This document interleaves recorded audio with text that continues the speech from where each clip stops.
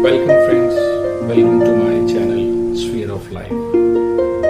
Sphere of life यानी कि जीवन का घटना चक्र या जीवन का चक्र या जीवन का सर्कल।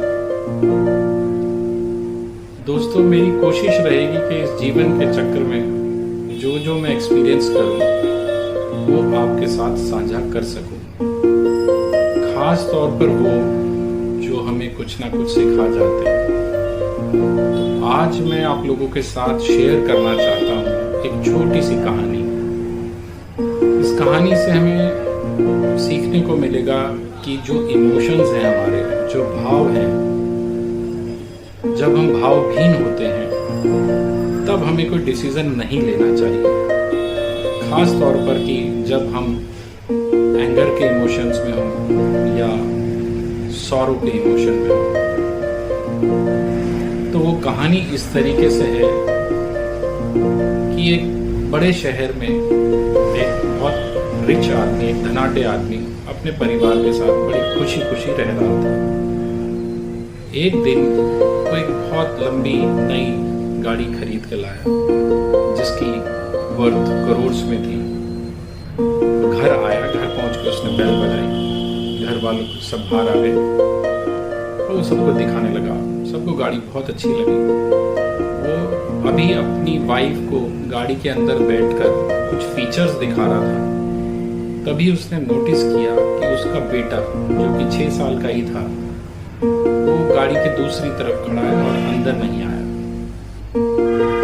आदमी came out of car and went to that side और उसने देखा कि उसके बच्चे के हाथ में एक छोटा सा स्टोन है और वो गाड़ी के डोर के ऊपर कुछ कर रहा है।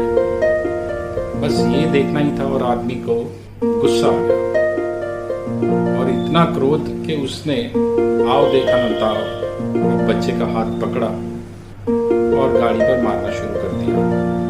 बच्चा रोने लगा, दर्द से चिल्लाकर अंदर की तरफ भागा। उस आदमी की वाइफ भी अंदर की बच्चे को रोता देखकर अंदर की तरफ भागी। तभी आदमी ने देखा कि ये बच्चा कर क्या रहा था, देख तो लूं। और उसने देखा कि बच्चे ने पत्थर से लिखा हुआ था, आई लव यू डैड। इतना देखते ही आदमी का जितना भी गुस्सा था सारा शांत हो गया और वो दुखी हो गया और उसको लगा ये मैंने क्या कर दिया। तभी वो भी घर के अंदर की तरफ गया, बच्चे को गले से लगा लिया, लेकिन बच्चा चुप नहीं हो रहा था। देखा कि उसकी हाथ की 2 उंगलियां मुड़ नहीं पा रही थी ठीक से। वाइफ हस्बैंड दोनों बच्चे को डॉक्टर के पास लेके गए। डॉक्टर ने एक्सरे किया और पाया कि इसको मल्टीपल फ्रैक्चर्स हो गए। डॉक्टर ने यह भी बताया कि हो सकता है अब ये सारी जिंदगी इन 2 उंगलियों से काम ना कर पाए। आदमी बहुत दुख हुआ, आदमी को बहुत दुख हुआ। वाइफ हस्बैंड बच्चे को लेकर घर आ गए। आदमी ने गाड़ी खड़ी कर दी, दोनों घर के अंदर गए। आदमी अपने रूम में चला गया। वाइफ बच्चे को चुप कराने लगी, समझाने लगी। जब काफी देर हो गई और आदमी की आवाज नहीं सुनाई दी, वाइफ ने सोचा बुला लो और वो कमरे की तरफ गई। जैसे ही उसने दरवाजा खोला वो क्या देखती है कि आदमी हैंग्ड था, पंखे से लटका हुआ था और वो अब इस दुनिया में नहीं था। वाइफ चिल्लाती है, घर के बाकी मेंबर्स आ जाते हैं और जो थोड़ी देर पहले घर एक बड़ा खुशहाल घर था, खुशी थी, घर में सब कुछ था, वो अब कुछ भी नहीं बचा। ये एक दुखद कहानी बनकर रह गया था इस घर का एक किस्सा जो है। अब दोस्तों, ये कहानी से हमें क्या सीख मिलती है? हमें सीख ये मिलती है कि जब भी हम किसी इमोशन के एंगल से गुजर रहे हों,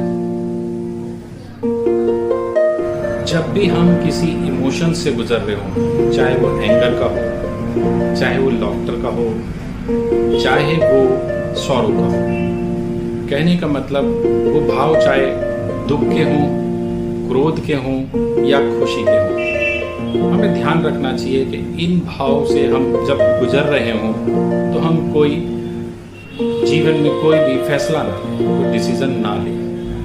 अब यहाँ पर क्या हुआ, जब उस आदमी ने देखा कि उसका बच्चा गाड़ी के ऊपर कुछ स्क्रैचेस डाल रहा है, तो उसका जो क्रोध था, इमोशन जो था क्रोध का, एंगर का, वो जाग गया। और उस क्रोध के भाव में उसने ये भी नहीं देखा कि तू अपने ही बच्चे का हाथ तोड़ने जा रहा है, और उसने उस क्रोध के भाव में ये कर दिया। पहली गलती हुई। दूसरी गलती, जब उसको पता चला, डॉक्टर ने बताया कि हो सकता है इस बच्चे की उंगलियां तमाम जिंदगी के लिए ठीक नहीं होंगी, तो उसको इमोशन हुआ दुख का, सौरो का। उसको गिल्ट हुआ कि ये तूने क्या कर दिया। वो चुपचाप घर आ गया। रूम तक जाते जाते वो इतना गिल्टी कॉन्शियस हो चुका था, और उसी भाव में, उस दुख के, सौरो के भाव में उसने मरने का डिसीजन ले लिया। ये उसकी दूसरी गलती। तो इस कहानी से हमें ये शिक्षा मिलती है, खास तौर पर कि जब हम किसी क्रोध के भाव में हों या दुख के भाव में हों, तब कोई भी फैसला ना लें। थोड़ी देर बैठें, सोच लें और फिर बाद में कोई फैसला लें। एक और सीख हमें इस कहानी से मिलती है। होना तो ये चाहिए कि things are to be used and people are to be loved। चीजें इस्तेमाल करने के लिए होनी चाहिए और इंसान प्यार करने के लिए होनी चाहिए। पर आजकल हो क्या रहा है? Things are being loved and people are being used। हम चीजों से, घर से, कार से, बंगलों से, गाड़ियों से इतना प्यार कर रहे हैं कि उनका नुकसान नहीं देख सकते। हम किसी इंसान का नुकसान करते हैं, और चीजों से प्यार किया जा रहा है, आदमियों को इस्तेमाल किया जा रहा है। आजकल कितना देखने को मिलता है, अपने फायदे के लिए कोई अपने दोस्त को या अपने रिलेटिव्स को या और किसी जानने वाले को इस्तेमाल कर रहे हैं। आदमी ना हो गया, एक ऊपर चढ़ने के लिए सीढ़ी हो गई। तो ये भी नहीं होना चाहिए दोस्तों। होना तो यही चाहिए कि people are to be loved और things are to be used.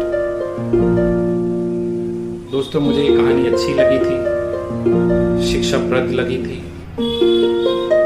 मैंने सोचा आप लोगों के साथ भी साझा कर लूं। हो सकता है आप लोगों को भी ये कहानी पसंद आई हो, और मेरी तरह आप लोगों को भी कोई सीख मिले इससे, और हम जीवन में आगे भी इस बात को दूसरे लोगों को बता सकें कि हमें इमोशंस को कब कैसे काबू में रखना चाहिए।